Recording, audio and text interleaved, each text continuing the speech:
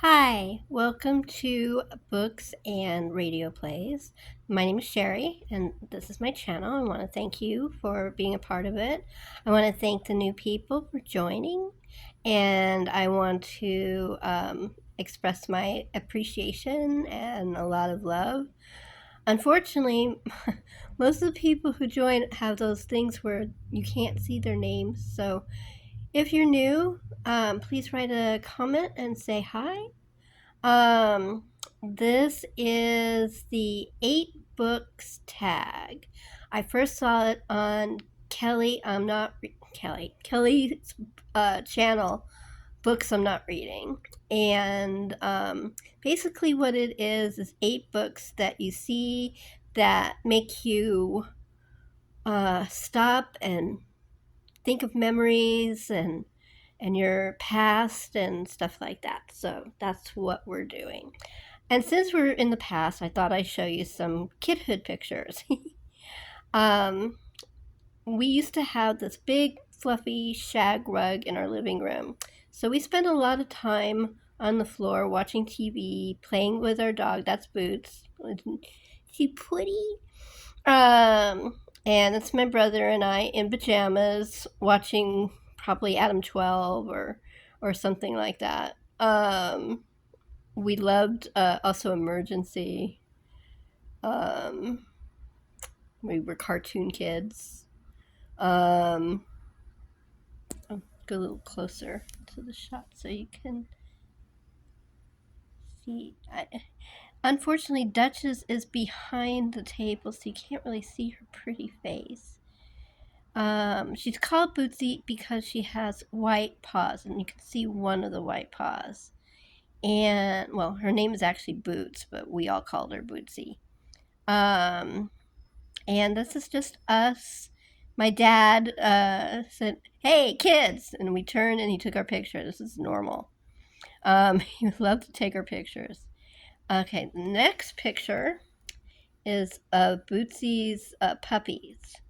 I'm wearing my favorite shirt, my Disneyland shirt.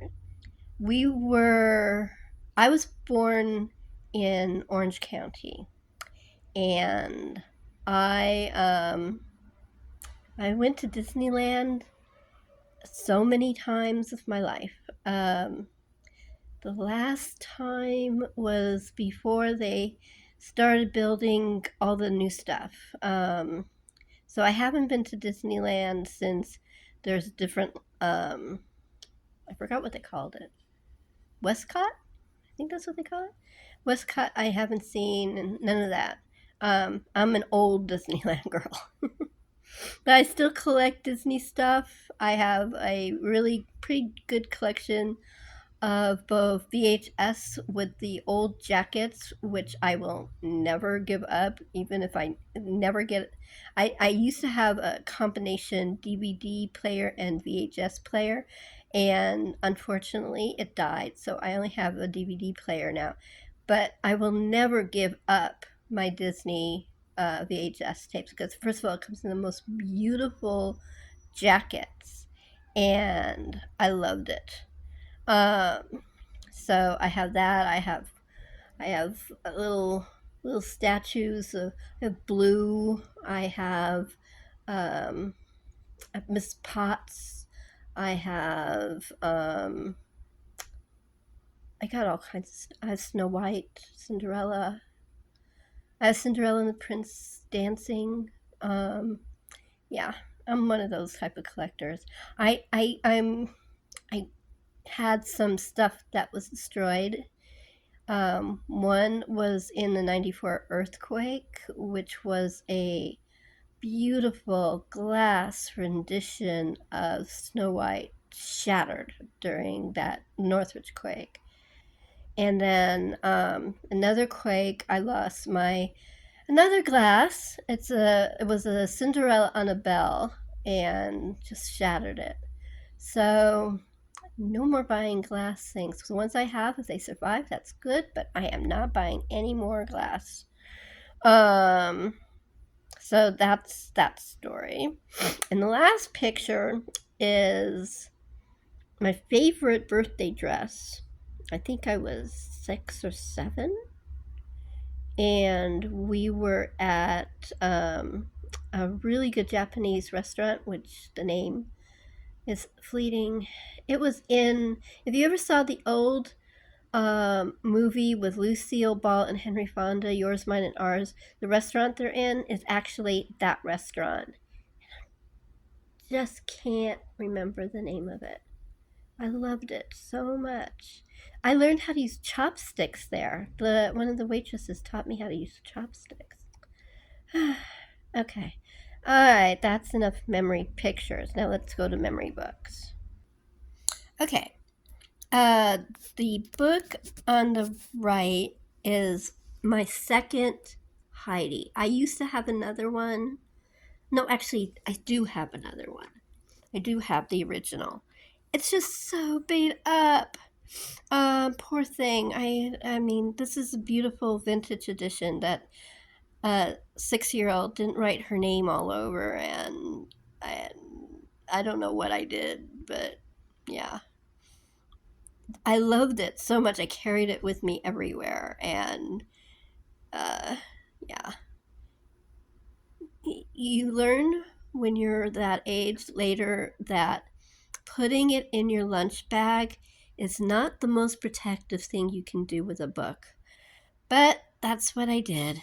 Anyway, so this is my Heidi, the second one. Heidi the second. um, so I fell in love with Heidi, and my mom told me that there was a second one, Heidi Grows Up, which I do have. And Mom and I really bonded over Heidi. That's one of her favorite books. Um, see, my family, all four of us, we are all really into reading. Well, my parents are gone now, but we're all really into reading. And but Dad had different books than Mom, and so Mom introduced me to her books, and Dad introduced me to his books. And you've seen a lot of the books Dad introduced me to, like Dandelion Wine, Ray Bradbury, my first one, my my second science fiction book. My first science fiction book was Slant by A. Van Vogt. But Heidi was the first book Mom introduced me to. And the book next to it, Little Women, is another book Mom introduced me to. So also, Little Women. This is not my original. My original really got destroyed. Not by me, by the 71 earthquake. It was on my bookshelf, and I guess it slammed against the wall, and all the pages came out. It was terrible. So I've still been looking for a Little Women I like. This is a paperback just so I have something to read. I do have a little one, but it's not the complete one. It's only got the first part. It doesn't have them after Meg gets married and everything. And doesn't show Amy getting married or Joe falling in love or any of that. So I need to get the full Little Women, and I haven't gotten it yet. Um, anyway, I love both these books very much. And these are the books that, my mom told me about Little Men and Joe's Boys. My Joe's Boys is the original that I have. Still there. I guess because it's the least read. It's not that I have anything against it. It's just, I don't know. I haven't read it that much, which is good because it preserves the book. But yeah, these when I look at these books, I think of my mom, and I think of us sitting together on the couch with my head against her shoulder and talking about the books. And well, when I was little, it was my head against her arm, in her arms, cuddled against her. But yeah, we always bonded over Heidi and Little Women. These were two books we both loved. We watched all the adaptions together. Yeah, special. Okay. This book means a lot to me for several reasons. One is because, like Margaret, I was always the new kid in school, and I always was different and made fun of because I was different. Um, it was it was like, oh my God, there's somebody else out there like me. And then another part is I got to meet Judy Blume. Um, when I got this, I was about 11. We were living in New Jersey, and it was one of those Scholastic book fairs. And she was one of the people there, and I got to meet her. Unfortunately, I did not get an autographed book because even though I talked to her, I didn't even think of it. And neither did my parents. We all kind of regretted that after we left, but oh well. Another thing I remember about this book was she moved into this new area, and the first thing she was doing, because it was almost time for school, it was Labor Day. Labor Day was a signal that she had to clean her desk out, get it ready for school. And I like, oh, that's a really good idea. So I started doing that too. I picked up a good habit for Margaret. It's a special book to me in many ways. It made me feel less alone because when always the new kid, you're always alone. Okay, now these are my two favorite actresses growing up, Grace Kelly and Vivien Leigh. And this book was originally written, I think, right after Grace's wedding. And then it was written, expanded after she passed away. And that's this book. This is the later edition. And I always loved her, and since was a really good friend, it gave me more insight into her. And it was really fascinating. You could actually see her becoming from pretty much a liberal person to a very conservative person as she grew older. And yet, she was still Grace. She was so playful and funny and wonderful. But it was really interesting. Sorry, had a coughing spasm. Still not completely well. You can tell by my voice. It's kind of ratty. But yeah, it's a really interesting book if you ever see it like secondhand in a bookstore or on eBay or something at a reasonable price. Because it doesn't just talk about Grace, it talks about all her bridesmaids. And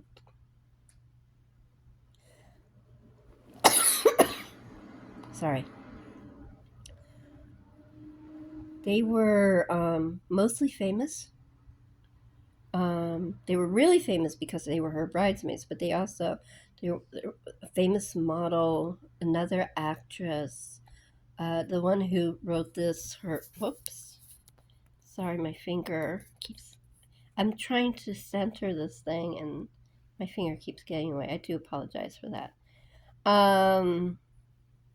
And the one who wrote this, her father was a very famous person in Hollywood. He started he was Babylon. He was the man who pretty much started Universal. Um, and then broke off and did another studio, and I can't remember what the name of it is. But yeah, she had a bunch of careers herself. There goes my finger again. Gotta keep my pinky away from the lens. I'm sorry. That's my pinky, everybody. um. Anyway, so I think it's a really interesting book if you like Grace Kelly. If you don't like Grace Kelly, then it probably wouldn't be of interest. The book next to it, Vivien Leigh has two things. One, it's one of my oldest biographies I own, and I bought it with my own money. And I'd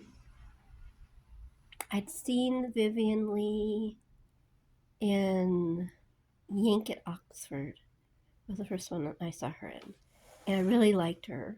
And so I started looking up in TV Guide when she was in different movies. They made a big deal about Gone with the Wind. I'd already read the book because my mom had the first edition. It was kind of not in great shape. She had got it from my grandma, who kept it in a box. And yeah, my mom pressed flowers in it. So my first edition of Gone with the Wind is not worth anything, but it's special to me. It's family. Um, so I seen her in that, and yeah, I just found her fascinating. She was an intellectual. She did like the London Times and the New York Times in ink, which is really hard if you ever try to do one of those puzzles. She was just an incredibly intelligent person. The books she read, she was just an amazing woman. And she taught, I think she taught, I think it was backgammon that she taught Clark Gable how to play between takes. I think it was backgammon. I know it wasn't mahjong. I'm pretty sure it was backgammon.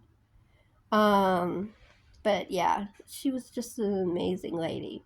So that's part one of this book. Part oh, there's my foot. Sorry. Every time I stretch something, it gets into the camera. I do apologize. Um, part two of this book is sort of interesting. I worked at Universal. It's my first job ever with a paycheck and my money going to Social Security and all the stuff that it goes to. And my first everything. First, I had my Social Security since I was a baby. My grandfather got me my Social Security when I was a baby, and when my brother was a baby, he got him his Social Security. So, so I always had my Social Security card. But so my first job was at Universal, and my first job was at the toll booth. When you come into the parking lot and they hand you the pamphlets and they tell you where to go to park. Back then, there was no big, huge parking area. It was a big, huge parking area, but it didn't have the 3 or 4 story parking thing. It didn't have that. Um, and there was a lot of dirt parking because City Walk wasn't there. And so yeah, it was a different place when I was working there. And one of our jobs was to guard a gate. And that gate was an entranceway that goes both to the tour, but it also goes toward the studio.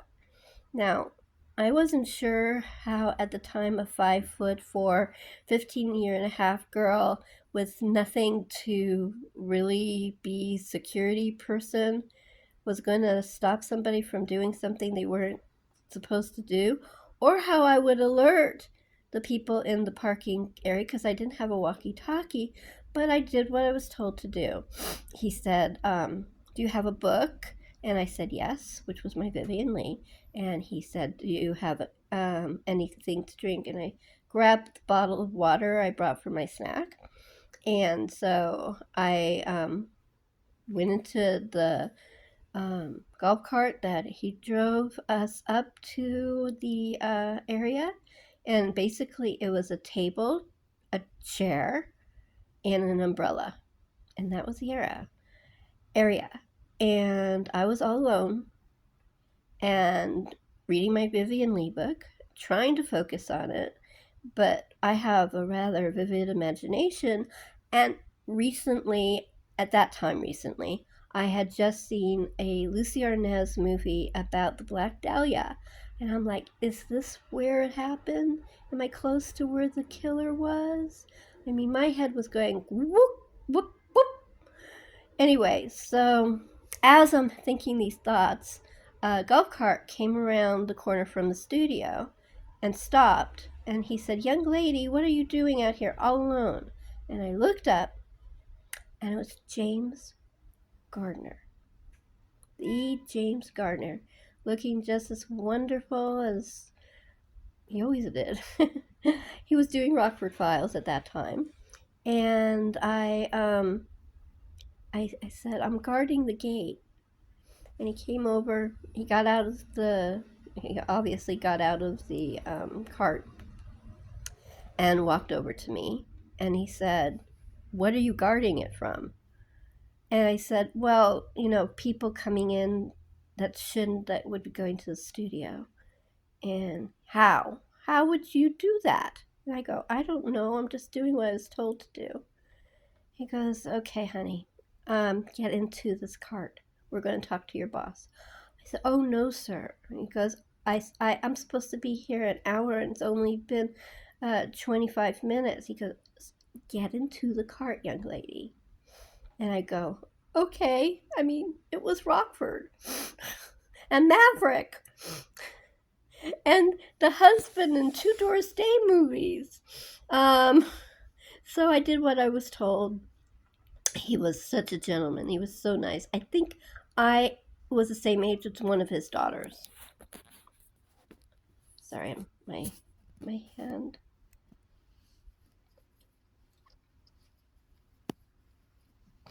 Sorry. I had to wipe my nose with a Kleenex because it started to get icky. I told you I was sick. I'm sorry. Anyway, so I got into the cart and we started driving. It was a golf cart. That's why I call it a cart. And we started driving towards the toll booth, and he was just really nice. He asked me what I did, where I was going to school, and I told him, and he said, and why are you working here? I go, it's my first ever job, and I'm afraid I'm going to lose it now. He goes, you're not going to lose it. I promise you, you're not going to lose it. And what do you want to be? And I said, I want to be an actress. He goes, oh, that's why you're reading about Vivian Lee. I said, yeah. And he goes, good choice. She was a wonder. She passed. So she was a wonderful actress, he said. And so we were just driving and talking about school, and he was talking about one of his daughters who was my age in school, and it was a nice conversation. And then we got to the toll booth, and he said, stay here, and you're not in trouble. And he got out, and he went to talk to my boss. And I don't know if you guys remember the toll booths at Universal, but the doors are pretty much open, and there's like this glass bottom, but the top is open. And that's where we hand out the parking ticket and all the information, the pamphlets and stuff to the people parking. And so I could hear everything that's going on. He walked in, he looked at my boss, and he said, what the hell are you people doing? You're leaving a young lady, and I don't care actually if it's a young lady or a young man. You're leaving them in the middle of nowhere with no car, no walkie-talkie, no protection, and anything could happen to them and you wouldn't even know about it. And he was just going off. He was absolutely right, but I was like, I think I was shaking in the cart, and I couldn't hear what my boss was saying. Um, he goes, I expect that no one else has this duty, and I will actually call them over at the personnel and talk to them about it because this is ridiculous. You're making these people vulnerable to something dangerous. And I guess my boss just agreed with everything he said. I don't know what actually he said. And he came back and he said, I told you're not in trouble. You're never going to get that duty again. No one is going to get that duty again. I'm going to make sure of it. And he said, you go on in there. You have a great rest of your day. You're a lovely young woman, and I hope you get everything you want in life. And he shook my hand and brought me over. Well, he brought me over to the back of the booth, and then he went back to the Jeep. not the Jeep, the cart. And I walked in, and I walked that last little bit like I was going to my death sentence. And my boss looked up at me. He goes, "You're not fired." I go, "Why?" He goes, I was really almost at the point of just bursting into tears. He goes, "I know it's not your fault, and you know what? He's right." He goes, "Not just young women, but young men. Anybody could get hurt over there by themselves with nothing to protect them. No walkie-talkie." And he was right that we wouldn't know what happened to you until we came to pick you up. And he said, "Well, so you're just going to be in the parking lot. Nobody else is going to go anymore. And you're, he said, you're not in trouble. Everything's okay." Okay, tail end of the story. I got a promotion. I ended up in the entrance handing out pamphlets and special passes and all kinds of, and doing um, taking down information of the different people coming and stuff like that. It was right by the entrance, by where you line up to get onto the trams. So it was worth it. And nobody ever did that duty again. And what they did instead was hire policemen, an off-duty policeman, to guard that area instead of these kids that don't know anything and have no protection, and anything bad could have happened to us. And so to me, James Gardner will always be a hero, and this Vivian Lee book will always remind me of it. This is the last biography, but it's actually an autobiography because she wrote it. And it's Lauren Bacall, who has always been one of my favorite actresses. She's the third favorite actress. And it's just fascinating because it was about how that she was a model, and how she got the big modeling job that led her to um, be in a movie, and how that led her to Bogart, and how she adored Bogart, her life with him, and she loved being a mother, and she still was an actress, and just fascinating, and I just loved it. So these are the three actually most important biographies I read. There is one more, but we were only allowed 8. But the other one is Doris Day. I still have her autobiography, but I don't even know if anybody knows who Doris Day is anymore. But she's always been one of my favorite people. And at the time, she had a TV series, and I just ate up that book. Yeah, so those are the 4, even though I'm only showing you 3. Okay, my last 2 books. The book on the left is The Thurber Carnival. Now, when I was a little girl, there was a show called Wait Till Your Father Comes Home. And it was all done. He did all of the sketches. He produced it. I think he wrote the script even, and it was all about his family, but in an exaggerated way. And I loved it. I loved it. William Wyndham played Thurber, and the girl from the Mary Tyler Moore Show played Phyllis's daughter, played his daughter, and I can't remember the name of the lady who played his wife. But it was a really good show.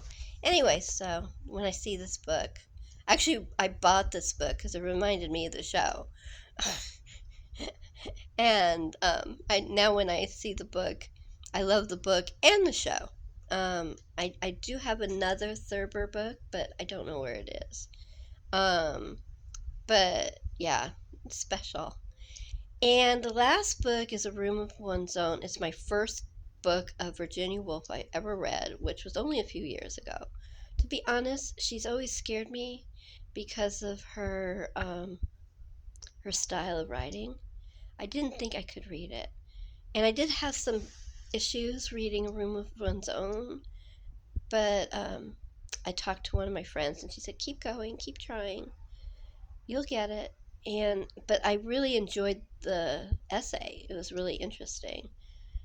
But uh, reading one of her books, I did end up reading The Voyage Out and Mrs. Dalloway, and I love. Oh, and Flush, those three. Flush was not her.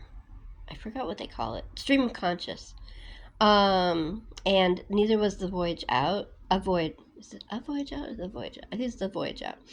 The The Voyage Out was her first book, and the and Flush was from the point of view of a dog. So there was no stream of consciousness in it. So it was really easy to read. The third book was Mrs. Dalloway. I was terrified, but I did it. I read it, so I'm really proud. Next book I'm going to read of hers is Orlando. So those are my memories from books. I will tag people below, and I hope you enjoy this. Please comment and subscribe and like, because it helps me. And if you want to, you can put a little emoji, whatever you want. Maybe a puppy for my puppy Duchess. Not Duchess, sorry. Boots. Duchess was my second puppy. You could either put like a puppy or a pair of boots. Just to see that you actually saw this and read it. Thank you for taking part, and I hope you're back next time.